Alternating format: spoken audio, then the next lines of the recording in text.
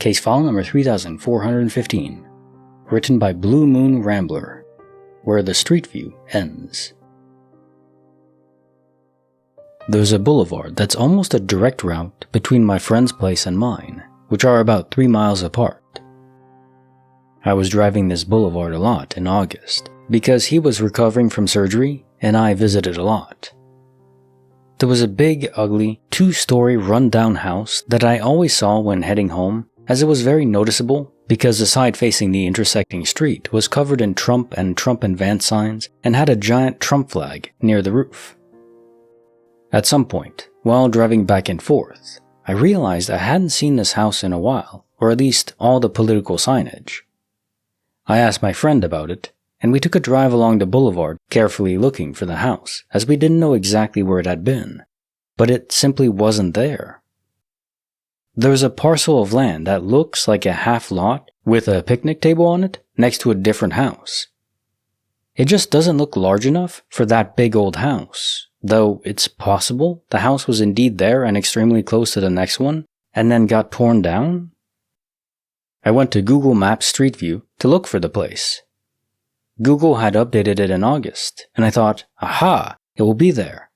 But the joke was on me, because Google quit filming at 10th Street. This house would have been on the corner of 9th or 8th. Quite a coincidence they stopped there, although I know that's how Street View goes sometimes. So this is one of those gray area glitches where it could lean either way. Is it theoretically possible that this house was simply demolished in the brief period of time between you passing it one day and another? I'm not sure exactly from the story how much time from your last sight of it towards when you saw it as nothing but an empty lot with a picnic table. Now, if it was weeks, pretty believable. If it was a day or two, that's when it begins to stretch credulity. But even though it's not a clear-cut glitch, I actually prefer these because you just don't know. It makes you question things. And if it's obviously a glitch, I mean, that's still fun, of course, but sometimes I just like to try to piece it together. It's almost like a puzzle, right? It's pretty fun. Welcome, I'm Paul. This is Dave. Today I have 14 Glitch in the Matrix and paranormal stories for you. My favorite story involves a fear of missing out. Let's get to it. Case file number 3416, written by Scranton Bow Body, The Second Bar. I, 29 female, woke up this morning to my towel rack looking totally different. I walked into the bathroom ready to take a shower. My towel rack immediately caught my attention because there were 3 towels on it. 2 towels were on the back and 1 towel was on the front bar? The issue: our towel rack has always been just 1 bar. We usually only have 2 towels on the rack, but there have been occasions where I've needed to hang up 3. There's not enough room to hang all 3 comfortably on 1 bar, so I've always just smushed them together on a single bar. There's never been a 2-bar towel rack to easily allow for 3 towels to fit. This was extremely jarring to me, because I also had trouble hanging up my towel after my shower was done. I'm not used to tucking the towel between 2 bars, so it felt totally different and wrong. I even called my husband at work to ask what was going on. I asked if he changed it out or was pulling a prank on me, and he was adamant that it's always been that way. I asked how we normally hang our towels, and he told me we normally hang them over both bars. I tried that, and it still felt and looked off. At this point, I'm on the verge of a panic attack. How could our towel rack change entirely overnight? We've been in our house for 4 years, and I've used that towel rack daily.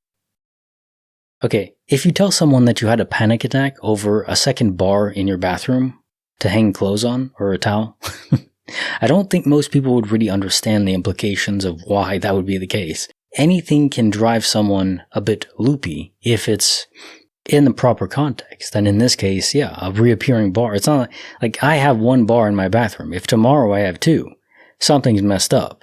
Or I'm just in a new universe, which is most likely what happened for you. Could be a simple case of quantum immortality from slipping in the bathroom. You know, bang your head and it's over. Lights out. Human body, man. Fragile as ever. Case file number 3417, written by Angry Mimi. The Anniversary Reappearance. One morning, 10 years ago, I was driving my normal route to work when I decided to stop at a 7-Eleven to grab something to eat. That day, I put on an emerald and diamond pendant my husband gave me for our anniversary. Around noon, I stopped into the ladies' room before going to lunch, and when I went to wash my hands, I noticed my entire necklace was gone. I panicked and looked inside my clothes, walked back to my desk while scanning the floors, then all around my desk and my purse and my tote bag. I then retraced my steps to my car, searched all around the car and in the car. I was so sad and dreaded having to tell my husband that somehow I had lost my beautiful pendant and the chain too. 2 days later, on the way to work, I stopped at the same 7-Eleven. Let me also say that I was not in the habit of stopping at that particular store. When I came back out to get in my car, I looked down and there was my necklace. It was in perfect condition, no scrapes or smashed links in the chain. Not to mention, all the diamonds and emeralds were still in the setting. How or why the necklace disappeared and then reappeared 2 days later in a parking lot that hundreds of people visit each day. Surely someone would have picked it up, but didn't. I never stopped at that store again. I think I used up all my luck in one shot. Case file number 3418, written by Spark Fade. Running from the rinse. Back when I was 15, a friend of mine was having a local youth group. One year, right after Thanksgiving, they were having a big group sleepover that was being held in the auditorium of a school that at one point in time was a church. I wasn't a part of this youth group, but my friend invited me to go with her, and thinking it would be fun, I decided to go. Now, this was an incredibly old building, and the bathrooms were located in the very dimly lit basement. Around 2 a.m. or so, we both had to use the facilities and walked down together to the basement. Alone in the bathroom, where the only real source of light came from a single bulb in the ceiling. I was more than just a little freaked out, but I managed to finish my business without a problem, then met my friend at the bottom of the stairs. As we reached the first landing, we heard the sink in one of the bathrooms turn on. We had both been in the bathrooms alone, and there was no other way to get downstairs other than the staircase we were currently on. Needless to say, we both booked it upstairs as quickly as possible, and didn't sleep at all that night. Case file number 3419, written by Crazy Thread Stuff. Excuse me? My friend and I moved to Dallas a few years back, and strange things happened from the start. The first night, my change jar tipped over on a box, and I woke up to the change falling on the ground. The odd thing was the jar was empty, but it was tilted on its side, not upside down. The next morning, I woke up to someone tugging on my pillow, but nothing was there. My girlfriend was sound asleep. Third night, I opened my eyes and see what is best described as a huge silver sphere hovering in my doorway. My girlfriend was too afraid to look, and it just faded away. Fast forward a bit, and more weird occurrences started again. My girlfriend's whole demeanor changes, and she always feels sick. I've had cans of soda slide across a desk and slam into my monitor. Even guests have seen things slide or move. One day, we went into the kitchen to find a salad bowl spinning on the counter. My girlfriend also had felt something breathing on her neck in the kitchen.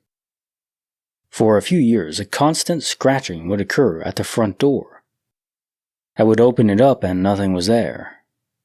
Once I closed it, the scratching started again. It's just a strange apartment. Also, at Christmas time, we have cute stuffed snowmen that sit in my entertainment center. Well, one year, they kept moving into the direction of the door.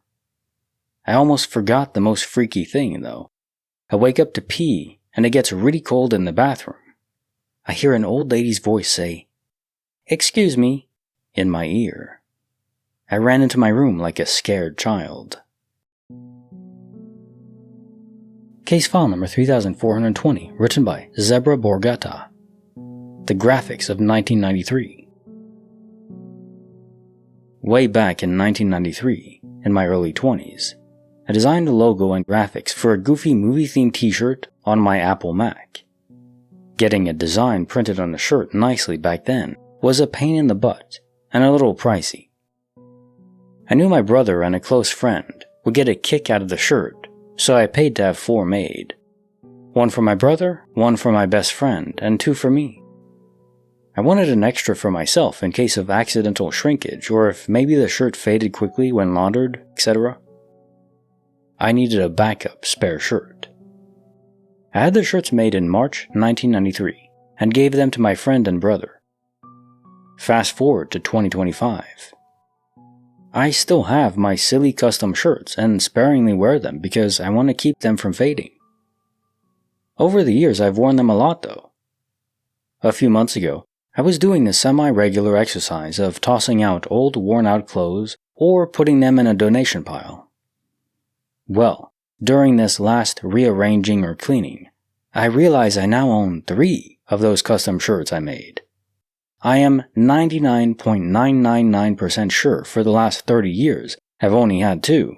Plus I know how many I paid for to have made. 4. The only possibility I thought was maybe my brother gave me back his.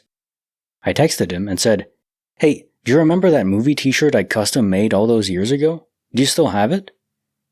I was hoping he'd say no, but instead he said yes. He'd kept it and still has it for laughs. Well, that kills my only theory. How is it that I'm positive I had 4 shirts made, have had the same 2 for the last 30 years, but now I suddenly own 3? It's weird, I can't explain it. All my shirts always go in the same few drawers in the bedroom as well. I just pulled out 3 of the same shirt. What the hell? Case file number 3421, written by I'll Try to my FB. Persistence at the door. So I was 12 and hanging out with my friends. Let's call them Sid and Ali. And we were listening to music in Sid's basement and were alone in her house at the time. We're girls and we're young, so we were vicious. We were talking crap about a girl named Shay. She was our other bestie. We didn't invite her to join us in our bitch fest. Then someone knocked at her door upstairs. We all shut up and started giggling, turned off the music and listened. It was Shay. She was looking for us. We listened and got kind of annoyed when we noticed how persistently she was rapping at the door. She'd been knocking for a good 4 or 5 minutes. Without us knowing, Allie had texted Shay asking her where she was. All of a sudden, she slaps me hard in the back, and we both look around to see her gaunt face. Shay was at home. I know that you guys are thinking she could just be saying that, but the knocking persisted throughout the whole messaging process. Then the knocking stopped. We stopped breathing, just listened. I had tears in my eyes, and so did the rest of the girls. Then, whoever they were, tried the fricking doorknob. We almost broke down right there. Thank freaking God I have a habit of locking doors when I'm home alone. Since we were downstairs, and the basement protruded a bit underneath the house, we heard every crunch of gravel as they headed towards the back door, that we didn't fricking lock. But for some reason, they left. They didn't try the back door. I don't know why. I'm happy they did. We crept up the stairs after a bit and checked the windows. No one. So being us, we locked the back door, grabbed a kitchen knife, and retreated to her room to wait for Sid's parents to get home. They moved recently, to the country, far from a lot of people. Hell will freeze over before I stay at her house with her alone. Case file number 3422, written by Slay Wim. The FOMO Paradox. It was late afternoon, and I was at the pier with my niece. From a distance, I could see some children playing along the seashore, and there were women sitting nearby whom I thought were my neighbor and friends, including my best friend with their children. When I got home, I scrolled through my Facebook feed and came across a post from my best friend showing photos of her child playing there with neighbors' kids. I looked through the pictures one by one and noticed that one of my other friends, who's also our neighbor, had reacted to the photos when her child was included. So I thought, okay, it really was them that I saw from afar, and I ended up getting fear of missing out. So later that evening, I messaged my best friend and suggested we hang out at the seashore in the late afternoon. The next day, I said they could go ahead as I was still doing something at home, and since our houses aren't close to each other, and they were nearer to the seashore. When I got there, she was with her 2 children and some neighbors' kids. I also ran into the same friend I thought she was with the other day, who was already on her way home with her child. That night when I got home, I scrolled through Facebook again and saw that she had posted photos of her 2 children with the other kids they were playing with there. At first I thought it was just showing up again in my feed, but I was shocked to see that it said it was posted 14 minutes ago. I was extremely surprised because I clearly remembered seeing that post the day before and carefully looking at each photo. I even remembered that another friend had reacted to the pictures where her child was included, and what I really remember the most from the photo she posted was her child wearing the beach dress, and when I looked at the recent post, it was exactly the same. Everything matched perfectly. I got really confused at that point.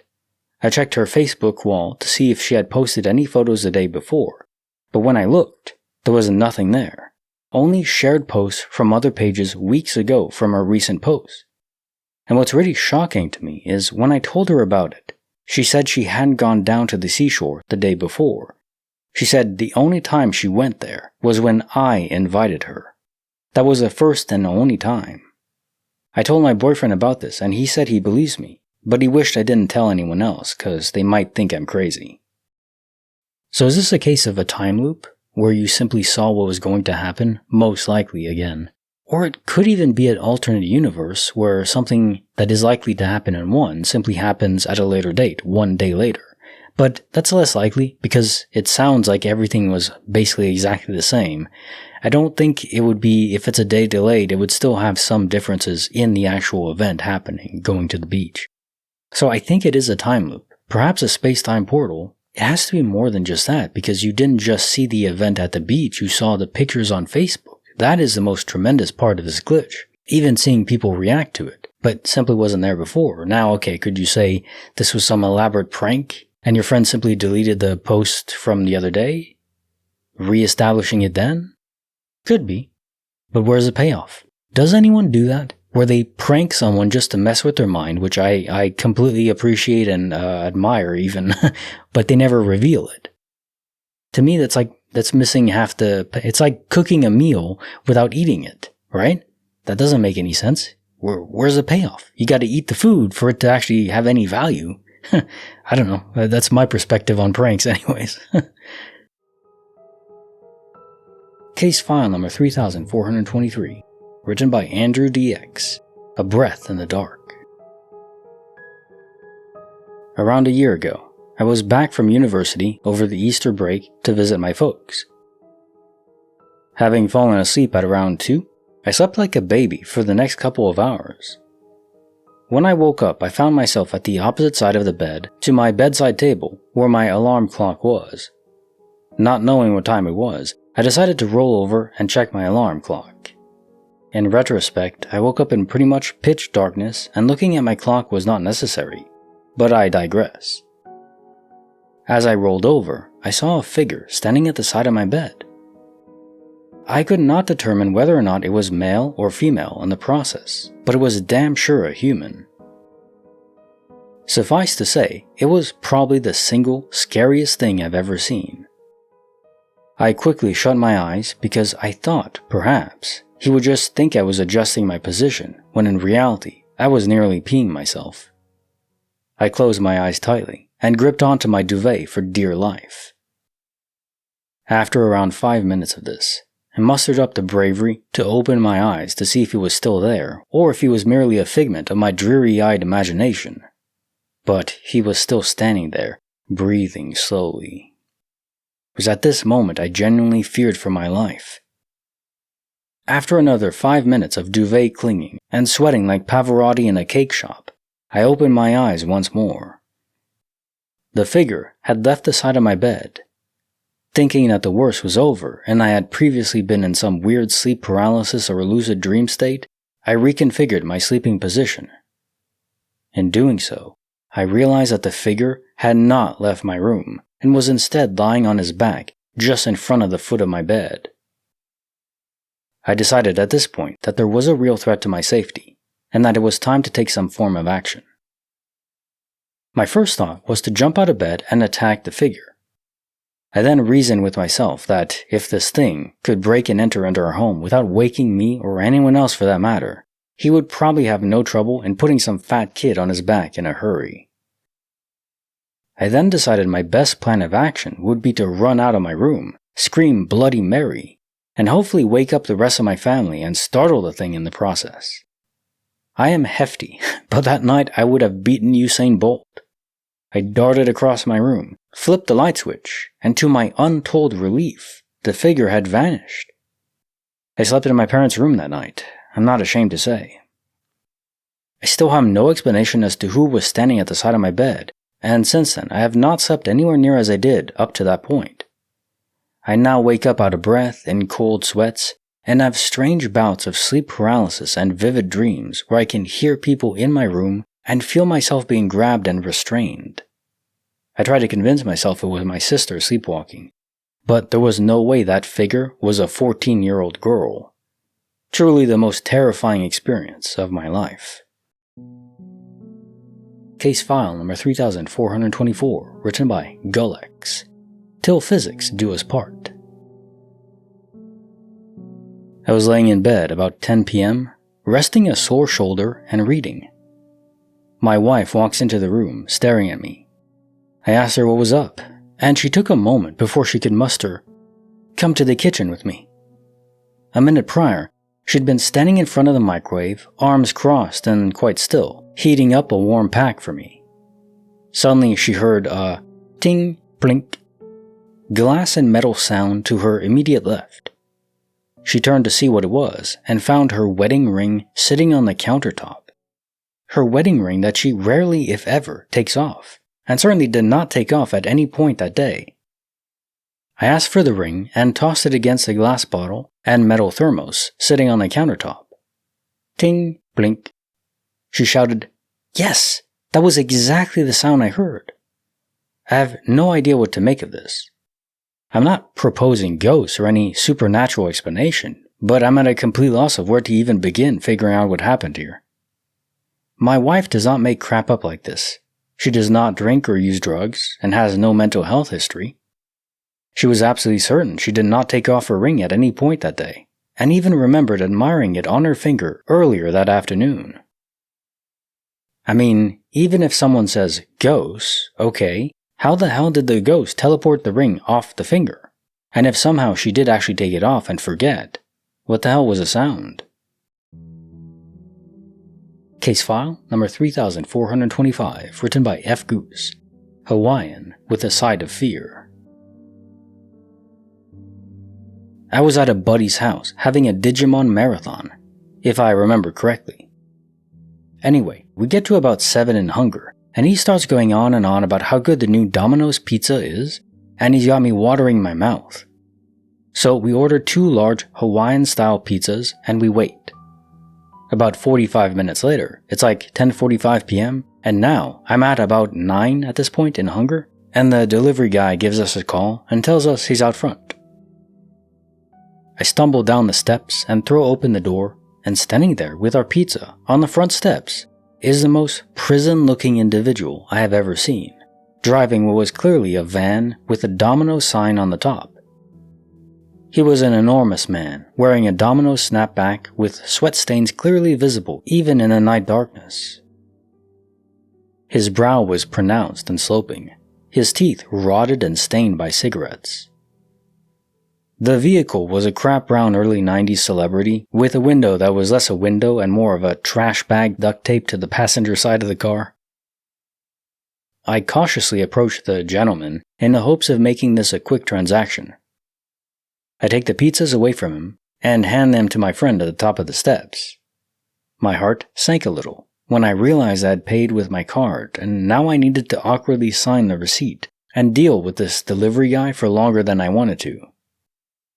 Anyway, as I'm signing the receipt, This motherfricker sniffs my hair as loud and as audibly as I have ever heard anyone sniff hair before.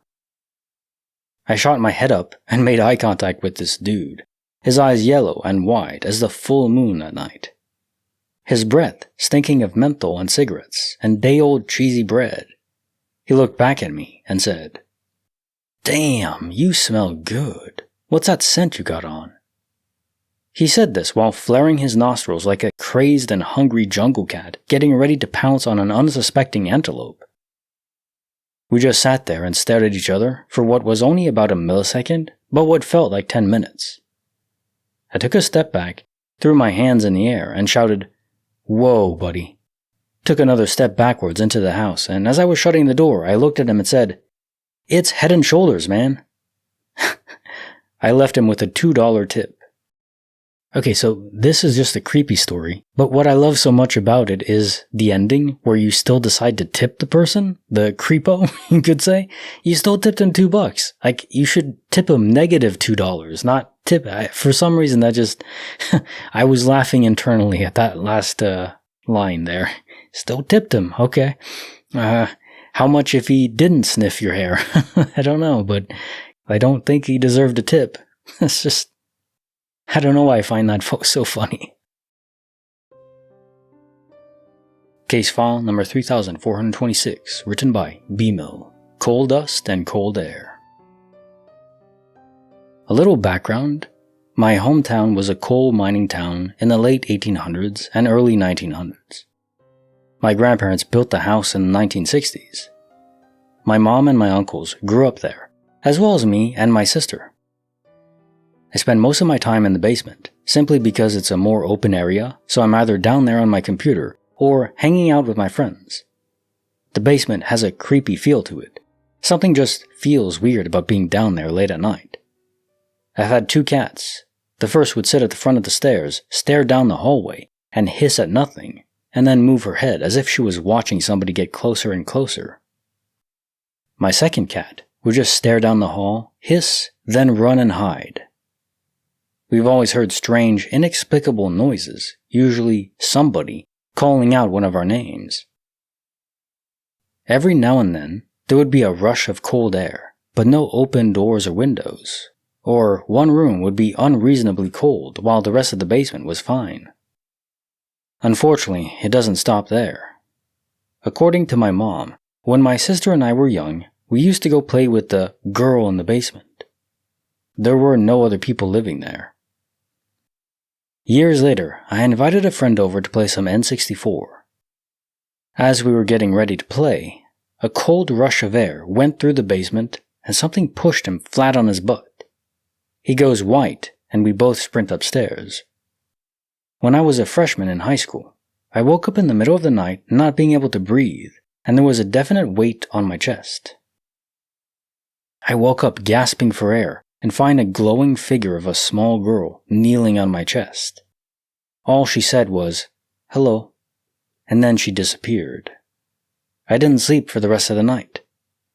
When I told my family, my sister and I had the exact same description of the little girl. One of my uncles is simply fascinated with the basement and has always claimed the house is haunted, but the basement is the only place that anything will manifest. We were talking about the basement at a family dinner one time, and he, my sister, and myself were all able to come up with the exact same description of each apparition. We theorized due to the town's history that this had something to do with the coal mines. Recently, the town undertook a project to redo a portion of road. This portion of road also has the last remaining coal mine entrance on it, preserved as a historical site. Due to safety concerns, they demolished the coal mine entrance. Case file number 3427, written by The Nameless 17, Lost to the Air. I was supposed to go abroad for a summer job. Slovakia being a part of the European Union, all I had to do to get my health insurance covered was to file an application for a special European health insurance ID card. On the day it was delivered to me, by post, something rather weird happened. I opened up the envelope to find a freshly issued health insurance ID card. I took it out to check if everything was alright. Then I went to sit in an armchair in the living room to watch a game of ice hockey. The World Championship was on. As I was glancing at my screen, I was also tossing the card in the air and catching it with my hands. This had repeated a couple times before the card disappeared into thin air. It simply didn't land back into my hands, and I was hardly throwing it any higher than 1 meter above my head.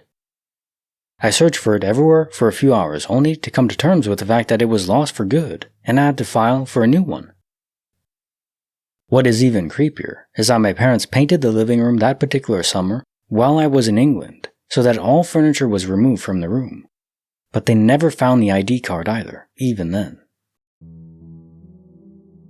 Case file number 3428, written by Trixie Torpedoes. Nothing but the truth. I grew up in a big old house that was built in 1919. When I was 10, I woke up with a nasty cold. My mom was on the board of some foundation, and they were having their big annual meeting that day. I was clearly too sick to go to school, and she couldn't miss this meeting. So she called relatives. Nobody could come watch me.